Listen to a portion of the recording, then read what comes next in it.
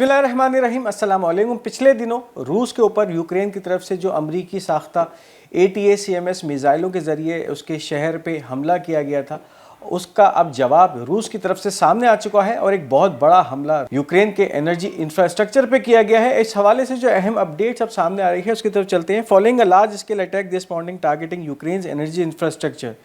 reports indicate that 8 Russian Tu-95MS strategic bombers have landed in Engels 2 air base. The aircraft, equipped with cruise missiles, are reportedly preparing for another wave of strikes. आज सुबह Ukraine के energy infrastructure को इस तरह से तबाह किया गया कि मुसलसल एक कसीर तादाद थी बैलिस्टिक और क्रूज मिसाइल्स की जो कि दागी गई इन एनर्जी इंफ्रास्ट्रक्चर्स के ऊपर। और यूक्रेन का इस वक्त एक बहुत बड़ा इलाका है जो कि अंधेरे में डूब चुका है, यानी फिर इस वक्त लाखों की तादाद में ऐसे घर हैं जिनके पास अब कोई बिजली मौजूद नहीं है। यानी इतना बड़ा ये हमला एनर्जी इंफ्रास्ट्रक्चर्स पे किया गया, मुकम्मल तौर पे यूक्रेन के एनर्जी इंफ्रास्ट्रक्चर को तबाह किया गया है इन हमलों के नतीजे में। और इस वक्त इत्तलात ये हैं कि सैकड़ों की तादाद में ड्रोन्स इस्तेमाल किए गए, इसके अलावा सैकड़ों ही की तादाद में क्रूज और बैलिस्टिक मिसाइल्स रूस की तरफ से यूक्रेन के ऊपर जिन्होंने ये इम्पैक्ट किया है। अब जो ताज़ा तरीन इत्तलात सामने आ रही हैं, इस वक्त तकरीबन 8 के करीब ये स्ट्रेटेजिक बॉम्बर हैं Tu-95, जो कि रशिया के एक अहम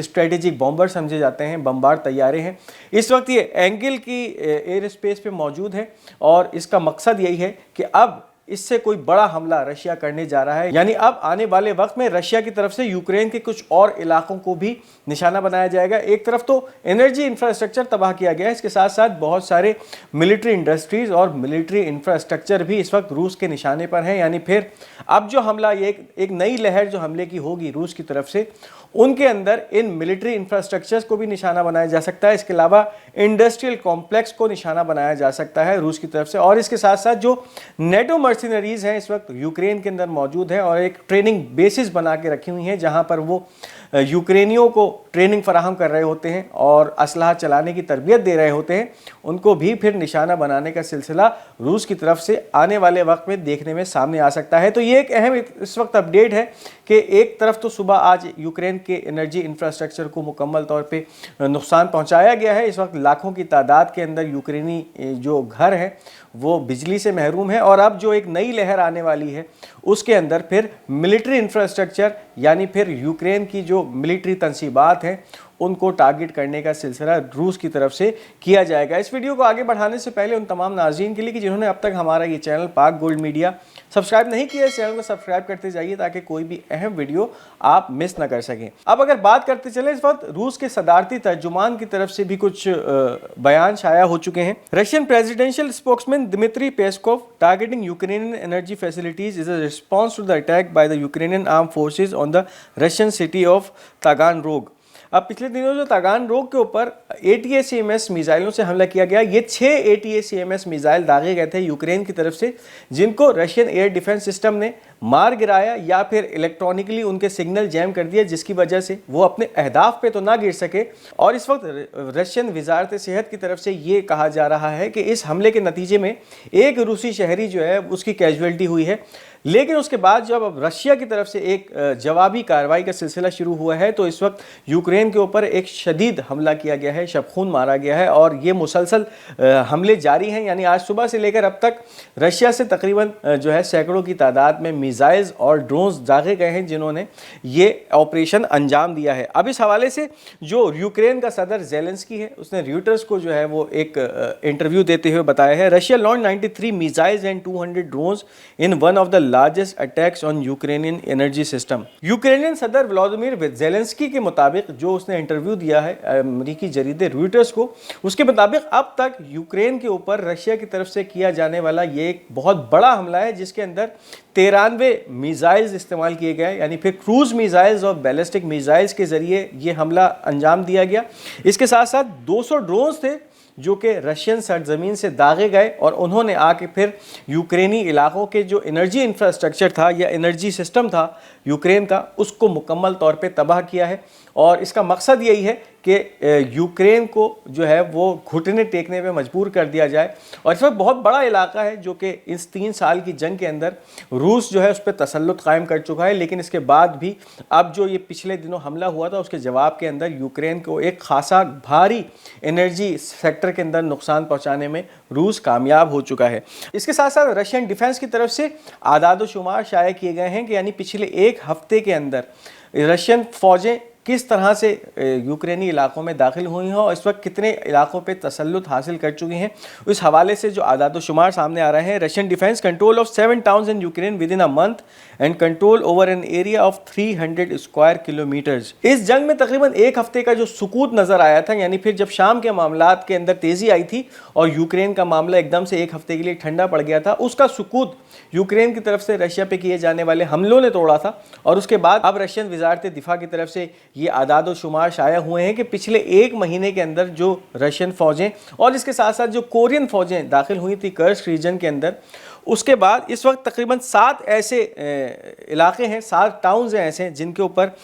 قبضہ کر چکی ہے روسی فوج, اور اس وقت 300 اسکوائر کلومیٹر کا جو علاقہ ہے وہ اپنے قبضے میں لے چکی ہے. تو اس وقت یہ پیش رفت ہے یوکرین اور رشیا کی جنگ کے حوالے سے, اور اس وقت رشیا تقریباً 300 کلومیٹر کا اسکوائر کلومیٹر کا جو رقبہ ہے پچھلے 1 مہینے میں وہ اس کے اوپر تسلط حاصل کر چکا ہے یوکرین کے اندر. اب اگر اس کے ساتھ ساتھ بات کریں تو اس وقت ایک بہت ہی اہم خبر ہے جو کہ ایران کے پس منظر سے سامنے آ رہی ہے, اور ایران کی طرف سے ایک ایسا جو ہے وہ ایئر کرافٹ کیریئر بنایا گیا ہے. اس کے کچھ سیٹلائٹ امیجز ہیں جو کہ لیک کیے گئے ہیں ویسٹرن میڈیا کی طرف سے, اور اس میں واضح طور پہ دیکھا جا سکتا ہے کہ ایک ایسا ایئر کرافٹ کیریئر ایران بنانے میں کامیاب ہو چکا ہے جو کہ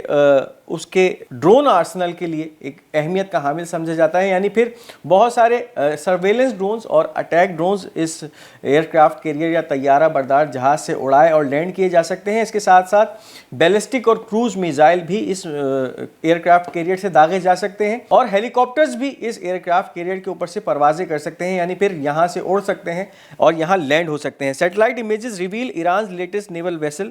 touted as its first aircraft carrier, which is a repurposed oil tanker. The ship is capable of carrying multiple large surveillance and combat drones, ship-launched ballistic missiles, surface-to-air missile and helicopters. اب واضح طور پہ یہ جو اس وقت آپ کی screen کے سامنے تصویر چل رہی ہے, اس میں دیکھا جا سکتا ہے کہ ایک ایئر کرافٹ کیریئر ہے جو کہ ایران نے سب سے پہلا اپنا ایک ایئر کرافٹ کیریئر بنایا ہے, اور یہ ایسے ڈرونز کے لیے بنایا گیا ہے جو کہ اس خطے کے اندر سرویلنس یا جاسوسی کا کام کریں گے. اس کے ساتھ ساتھ کامبیٹ ڈرونز جو ہیں وہ بھی اس جہاز سے اڑائے جا سکتے ہیں, یعنی پھر ایسے ڈرونز جن کے ذریعے کامبیٹ مشنز یا آپریشنز کیے جا سکتے ہیں,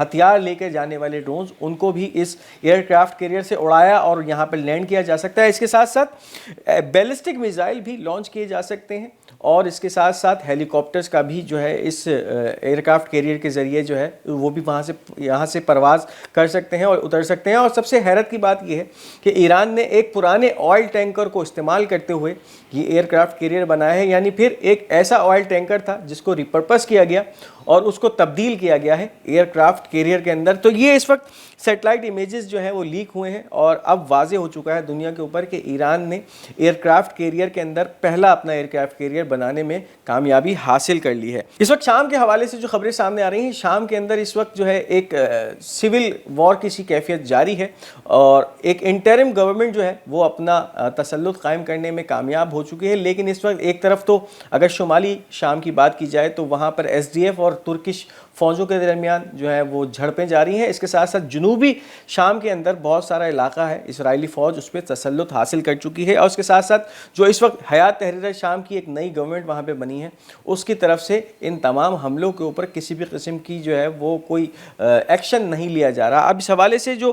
گارڈین نامی برطانوی جریدہ ہے, fear of fighting between factions driven 100,000 Syrians to northern Kurdish areas. اس وقت کیفیت یہ ہے کہ بہت ساری تنظیمیں ہیں جنہوں نے شام کو اس آزادی کے اندر اپنا کردار ادا کیا, اور اب شام کے بہت سارے لوگوں کے اندر یہ خدشہ پایا جاتا ہے کہ اب جو آگے حکومتیں چلیں گی تو ان آپسی فیکشنز کے اندر جو ہے وہ جنگیں یا جھڑپیں چھڑیں گی، جس کی وجہ سے اس وقت 1 لاکھ ایسے شامی لوگ ہیں، شامی عوام ہیں، جنہوں نے جو شمالی کردش علاقہ ہے وہاں کی طرف ہجرت یا نقل مکانی کرنا شروع کر دی ہے۔ اور جو خطرہ ہے وہ یہی ہے کہ پھر آنے والے وقتوں میں انہی جو تنظیمیں یا فیکشنز ہیں جنہوں نے شام کی آزادی کے اندر اپنا کردار ادا کیا تھا اور شام کو بشار الاسد کی حکومت کے خاتمے کے اندر بہت اہم کردار ادا کیا تھا، اب گورنمنٹ کے عہدوں کے لیے یا اس گورنمنٹ کے بندر بانٹ کے لیے ان کے درمیان جو جھڑپیں شروع ہوں گی اس سے اب شامی شہری بہت خوفزدہ ہیں، اور تقریباً 1 لاکھ کے قریب شامی ہیں جنہوں نے ہجرت کر کے شمالی شام یا کردش علاقوں کی طرف نقل مکانی شروع کر دی ہے۔ اب اس کے ساتھ ساتھ اگر بات کی جائے جو علاقہ جنوب کے اندر جس پہ اس وقت اسرائیلی فوج کا تسلط حاصل ہو چکا ہے، بفر زون کو مکمل طور پہ رونتے ہوئے شامی علاقوں میں اسرائیلی فوجیں داخل ہو چکی ہیں، ان کے انخلا کے حوالے سے اب ایک اسرائیل کا بریگیڈیئر جنرل ہے، اس کے ایک خبر ہارٹز نامی جریدہ عبرانی جریدہ اس پہ شائع ہوئی ہے۔ The IDF cannot say how long it will stay in Syrian demilitarized zone. Anything between 4 days to 4 years would be correct, says Brigadier Yair Peli, commander of the Division 201. We still don't know where all this is going. اسرائیلی فوج کی 210 division کا commander ہے brigadier یائر پیلی، اس کی طرف سے اب یہ اشارہ دے دیا گیا ہے کہ یہ جو اس وقت ڈی ملٹرائز زون ہے یا بفر زون ہے جس کے اوپر سیرین گولان ہائٹ کا جو علاقہ سمجھا جاتا ہے اور اسرائیل اس کو جو ہے وہ اب پامال کرتے ہوئے شام کے علاقوں میں گھس چکا ہے، اس حوالے سے اس وقت یہ جو اسرائیلی فوجیں اس علاقے میں موجود ہیں ان کا انخلا اسرائیل کی طرف واپس کب ہوگا، تو یہ کہا جا رہا ہے کہ ہمیں نہیں پتا کہ ان کا انخلا 4 دن میں ہوگا یا 4 سال میں ہوگا۔ اور اس وقت بہت ساری جو خبریں گردش کر رہی ہیں وہ یہ ہے کہ اسرائیل نے اس سے پہلے جتنے بھی علاقوں کو کیپچر کیا ہے وہاں سے پھر خالی کرنے کا کوئی سوال ہی پیدا نہیں ہوتا، تو اس وقت یہ تمام جو چیزیں ہیں لوگوں کو ڈیسیو کرنے یا لوگوں کو گمراہ کرنے کے لیے پھیلائی جا رہی ہیں کہ ہم یہاں سے 4 دن سے یا 4 سال کے اندر یہاں سے انخلا کر لیں گے، لیکن اسرائیل جن علاقوں میں قبضہ کر چکا ہے وہ اسرائیل اس کو اپنی ملکیت سمجھتا ہے اور پھر وہاں سے اسرائیل کا انخلا ناممکن ہوتا ہے۔ تو اس وقت یہ خبریں آ رہی ہیں کہ جن علاقوں پہ شامی علاقوں پہ اسرائیلی فوجیں قبضہ کر چکی ہیں تو ان کو اب اسرائیل سے آزاد کرانا یا ان سے چھڑانا یا ان فوجوں کو وہاں سے انخلا مکمل طور پہ ناممکن ہے۔ اب اس کے ساتھ ساتھ ایک اور اہم خبر سامنے آ رہی ہے اور بہت ہی جو ہے انیوژول سی خبر ہے۔ Hayat Tahrir Sham inform the Palestinian resistance faction operating in Syria to lay down their weapons, close training camps and cancel their military wing operating from Syria. اب ایک الزام سامنے آیا ہے، حیات تحریر شام کے اوپر یہ الزام لگایا جا رہا ہے، ایک ایسی خبر سامنے آ رہی ہے جو کہ کافی حیرت انگیز ہے کہ اس وقت جو فلسطینی مجاہدین یا فلسطینی مزاحمتی فیکشنز شام کے اندر موجود ہیں، ان کے شام میں ٹریننگ کیمپس ہیں، ان کو اب حیات تحریر شام کی طرف سے یہ حکم جاری ہوا ہے کہ وہ اپنے اسلحہ پھینک دیں، اپنے ٹریننگ کیمپس کو بند کر دیں اور جتنی بھی اس وقت ملٹری کارروائیاں اس وقت یعنی ٹریننگ کے حوالے سے جو بھی فلسطینی مجاہدین شام میں کر رہے ہیں ان کو مکمل طور پہ ختم کر دیا جائے۔ تو اگر یہ واقعی خبر میں سچائی ہے تو پھر اسرائیل اپنا ایک بہت بڑا ہدف حاصل کرنے میں کامیاب ہو چکا ہے۔ اس کے ساتھ ساتھ کچھ خبریں اس وقت سامنے آ رہی ہیں جبالیہ کے علاقے سے، القسام بریگیڈ کی کاروائیاں ہیں۔ We are pounding the enemy forces that have penetrated the post office area in Jabalia camp north of the strip with heavy mortar shells. القسام بریگیڈ کی جانب سے بڑے مورٹر شیلز کا استعمال کیا گیا ہے اسرائیلی فوج کے خلاف جبالیہ کے علاقے میں، اور اس وقت کیفیت یہ ہے کہ مسلسل اس علاقے میں جو اسرائیلی فوج کی ٹولیاں موجود ہیں ان کے اوپر القسام کے مجاہدین برسا رہے ہیں، مورٹر شیلز برسا رہے ہیں اور ان کو جو ہے وہ کافی نقصان پہنچا رہا ہے۔ اس کے ساتھ ساتھ ایک اور تازہ ترین کارروائی ہوئی ہے جس کے اندر اسنائپر کے ذریعے القسام کے مجاہدین نے اسرائیلی فوج کے ایک فوجی کو جو ہے وہ ختم کیا ہے۔ یہ بھی کارروائی جبالیہ کے ہی علاقے میں سامنے آئی ہے۔ یہ تھی اس وقت کی اہم اپڈیٹس، امید کرتے ہیں یہ خبریں آپ کو پسند آئی ہوں گی۔ اپنی قیمتی آراء کا اظہار کمنٹس میں ضرور کیجیے گا، اس ویڈیو کو لائک اور شیئر کرنا مت بھولیے گا اور ہمارا یہ چینل پاک گولڈ میڈیا اس کو ضرور سبسکرائب کرتے جائے گا۔ انشاءاللہ بہت جلد آپ سے ایک دوسری ویڈیو میں ملاقات کریں گے، تب تک کے لیے مجھے اجازت دیجیے، خدا حافظ۔